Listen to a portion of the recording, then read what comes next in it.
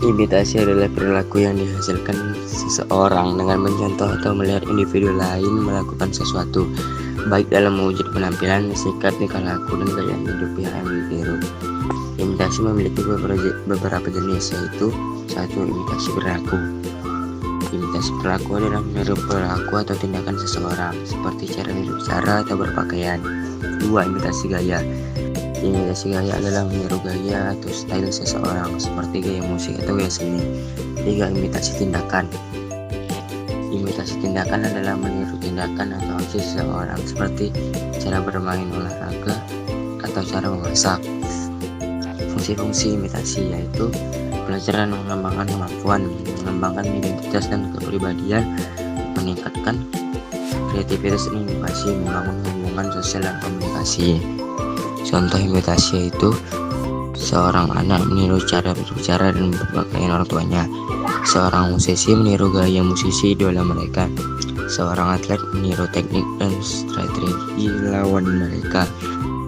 Sugesti adalah rangsangan atau pengaruh dari seseorang atau dari luar diri agar seseorang mau mengikuti suatu perintah atau pengaruh yang diberikan tanpa berpikir secara rasional terlebih dahulu.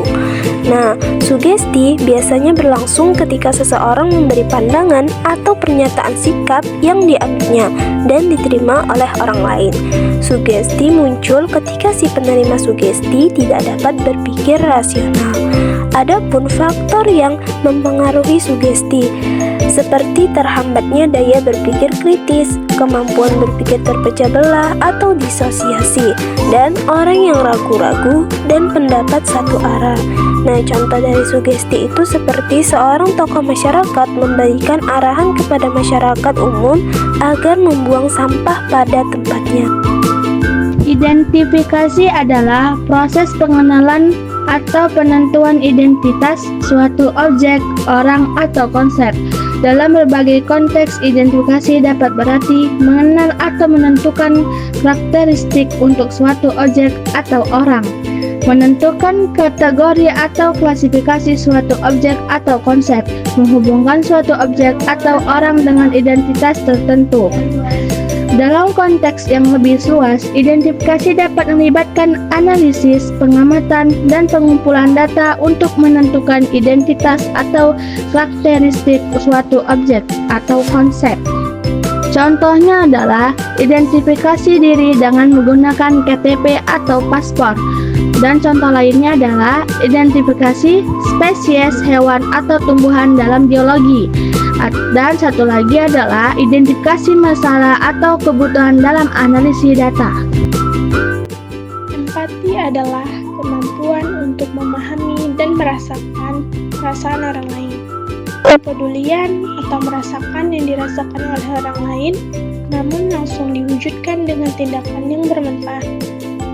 Contoh perilaku empati terbagi menjadi dua, yaitu mengucapkan belasungkawa ketika mendengar berita duka dan membantu sesama yang telah mengalami musibah.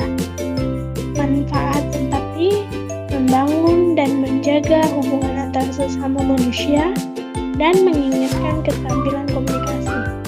Ciri empati memahami perasaan, pikiran, dan pengalaman orang lain, membayangkan diri sendiri berada di posisi orang tersebut. Simpati merupakan rasa kepedulian seseorang dengan orang lain. Ketika bersimpati, kita harus bisa menempatkan diri dengan keadaan orang lain dan ikut merasakan apa yang orang alami, pikirkan, dan dirasakan. Biasanya, simpati lebih banyak terjadi pada hubungan kawan sebaya, tetangga, atau hubungan pekerjaan. Namun, simpati tidak hanya bersifat sedih, tetapi juga bisa ikut merasakan rasa kebahagiaan. Contohnya adalah memberikan bantuan sukarela kepada masyarakat yang terkena bencana alam, dan kita berusaha membantunya. Dan contoh keduanya adalah ada teman kita yang sedang mengalami musibah. Kita ikut merasakan kesedihannya dan berusaha untuk membantunya.